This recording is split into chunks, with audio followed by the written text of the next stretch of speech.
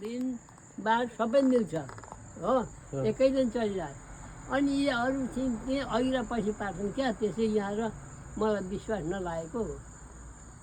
अहिले आइतबार नेपालमा टिका लगायो भने यो पनि आइतबारै परिराखेको हुन्छ, आइतबारै लाउँदा भइगयो नि। त्यही त यो बिहिबारै पर्छ। ए ल सबै जान्ने भएर ल म त्यसकै लागि बस्नेतले त्यसो भन्यो, ठिकै हो। त्यसो भए समग्रमा हामीले चाहिँ त्यसरी नै मान्नुपर्छ क्या, यी यहाँको ठिक हुन् छाडो, त्यसरी नै मान्नुपर्छ। अब यहाँ श्राद्ध चाहिँ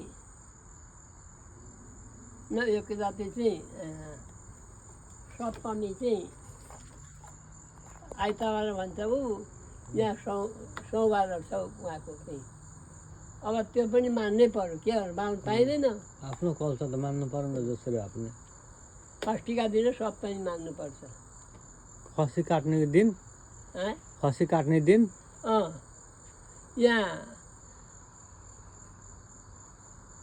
शनिबार पर्छ,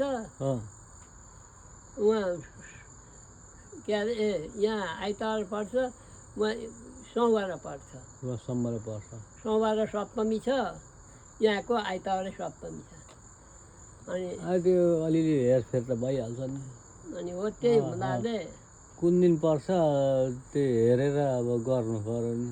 अनि त्यही भए अब आइतबारै भए पनि हामीले त्यो गर्नुपर्ने हुन्छ अब भनेर नि। दसैँको जहिले गर्दा नि हुने हो भाइको। ल म गएँ ल। त्यहाँ चाहिँ पात्र थियो कि हेर्नु पर्यो भनेर अहिले चाहिँ भयो। अब रहन्छ के गर्नु। बाबा जानुभयो, बाबा हिँडेर जानुहुन्छ कि नजिकै हो नि। त्यही भएर ओहोरदोहोर अब यो उमेरमा पनि मजाले ठमी हिँड्नुहुन्छ बुवा। अब हामी हिँड्न सकेला नसकेला थाहा छैन। हामी त अहिलेदेखि नै अब बाटोघाटो हिँड्दा स्याहाँ हुन्छ हो। बाबा र आमालाई वास्तै छैन, जहीँ पनि लौरो बिना हिँड्न सक्नुहुन्छ। 90 वर्ष पुगिसक्नुभयो र पनि अब मजाले हामी हिँडे जस्तो हिँड्नुहुन्छ। कालेले के भन्दैछ, बाबा मलाई त हाइहाल्लो हुन्छ नि त यी मान्छे। त्यही भएर जाँदै हुन्छ बाबा।